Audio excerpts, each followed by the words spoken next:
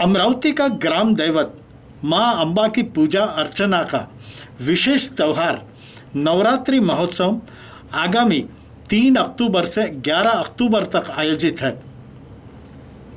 जिसकी जानकारी श्री अम्बा देवी संस्था के सचिव करवे द्वारा प्रदान की गई।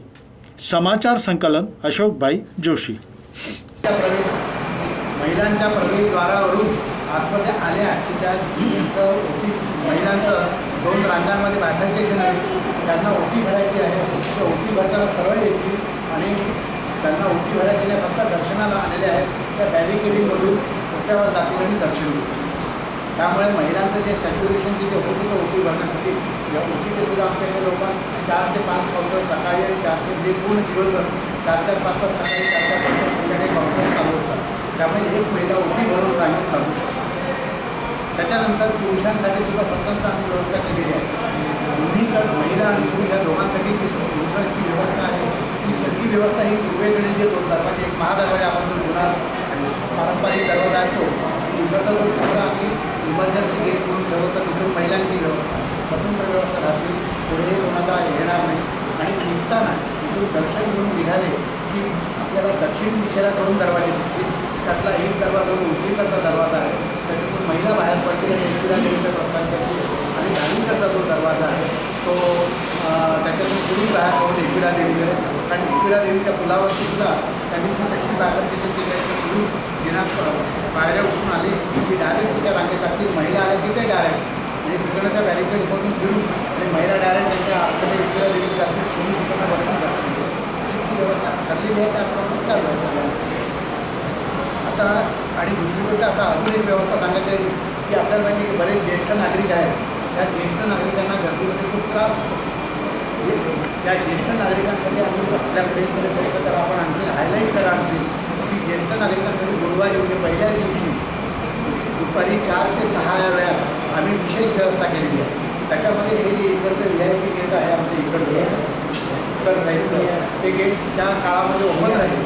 आणि याच्याशिवाय आणखीन कोणी ज्येष्ठ नागरिक वगैरे समजा आले 9 दिवसामध्ये सुद्धा आणि त्या सिक्युरिटी गार्डची आणि पोलिसांची खात्री पडली की वयस्कर आहेत, अंत्यक्रिया वगैरे, तेव्हा आम्ही त्यांना नवरात्रीचे 9 दिवस सुद्धा आम्ही त्यांना या गेटमधून गेलो। त्यामुळे ज्येष्ठ नागरिकांची सुद्धा विशेष आम्ही सगळ्या ह्याच्यामध्ये केलेली आहे सगळ्याच्या। आणि आपल्या इथे माहिती आहे की आपल्या तपोवनमधील पुष्ट बांधव भगिनी आता तसे पुष्ट काही राहिलेलं नाही, आता पण जुनं परंपरा चालू होती ते त्यांनी कधीसुद्धा चालू केली आमच्यासाठी 1 किंवा 2 तास त्या ठरलेल्या दिवशी। तर त्याप्रमाणे तपोवनीतील बंधू आपण पुष्ट बांधव न म्हणता आपण तपोवनीतील बंधू भगिनी, त्या तपोवनीतील बंधू भगिनींसाठी शनिवारी 5 तारखेला दुपारी 1 ते 2 या वेळामध्ये विशेष व्यवस्था, म्हणजे त्या काळात सर्वसामान्यांना दर्शन बंद राहील अशा प्रकारची व्यवस्था आम्ही त्याच्यात केलेली आहे। आता यामध्ये आणखी थोडासा बदल लक्षणीय आम्ही केलेला आहे आणि आपण सर्वांनी त्याला आम्हाला सहकार्य करावं।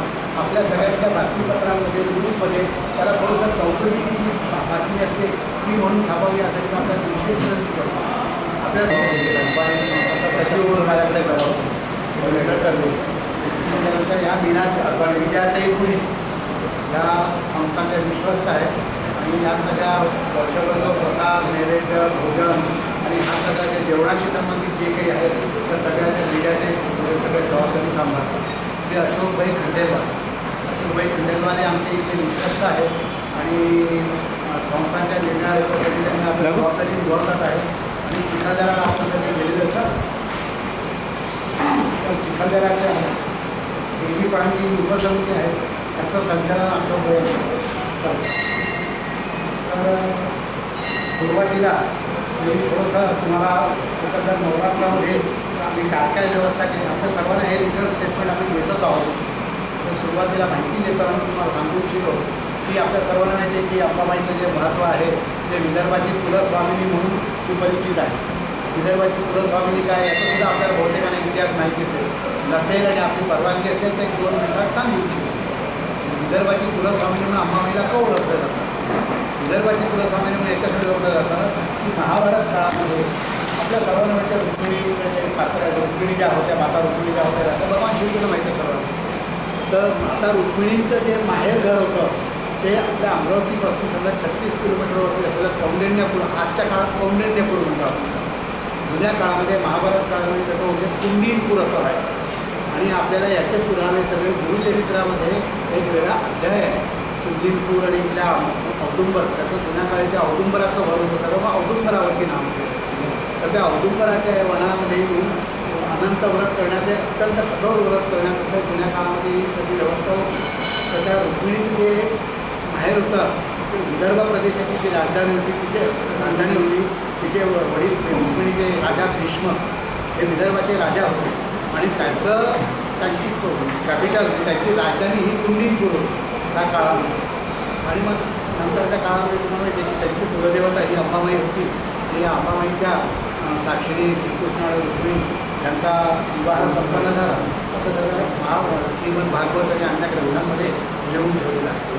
तो जरा पौराणिक आहे. त्याच्यामुळे या अंबादेवीला विदर्भ प्रदेशाची कुलस्वामी तेव्हापासून ओळखलं जात होतं आणि आजही ओळखलं जातं. असा सगळ्या थोडक्यात इतिहास त्या अंबादेवी म्हणजे विदर्भ कुलस्वामी या शब्दाचा आहे. आता आपल्याला माहिती आहे की दरवर्षी या अंबादेवीचं शारदीय नवरात्र हे आश्विन शुद्ध प्रतिपदेपासून सुरुवात होते. यंदाची आश्विन शुद्ध प्रतिपदा जी आहे ती 3 ऑक्टोबरला येते आहे. त्याच्यामुळे 3 तारखेला अंबादेवीचा नवरात्रोत्सव सुरू होईल. मात्र त्या नवरात्रोत्सवाच्या अंतर्गत अनेक प्रकारच्या कार्यक्रमांचं आयोजन केलं जात असतं. त्याच्यामध्ये पहाटे 5 वाजता 3 तारखेला गुरुवारी 3 तारखेला पहाटे 5 वाजता अंबादेवीच्या इथे घटस्थापना आणि अंबादेवीला विधिवत अभिषेक, तसा वर्षभर विधिवत अभिषेक होत असतो. 365 दिवस अंबादेवीला अभिषेक करूनच तिची महापूजा होत असते. पण या नवरात्रामधल्या अभिषेकाला विशेष महत्त्व याच्यासाठी आहे की एक चांगलापैकी विशिष्ट असा, चांगला ट्रेंड असा पुरोहित वर्ग येतो आणि श्रीसुक्ताच्या आवर्तनाने हे सगळं मंत्रघोषामध्ये एक वेगळा विशिष्ट अभिषेक केला जातो. आणि मग त्याच वेळेला घटाची स्थापना होईल नवरात्राच्या. आपल्याला बहुतेकांना देवीचे घर बसतात हे माहिती आहे सगळ्यांना. तर ते घटाची जी स्थापना आहे यावेळी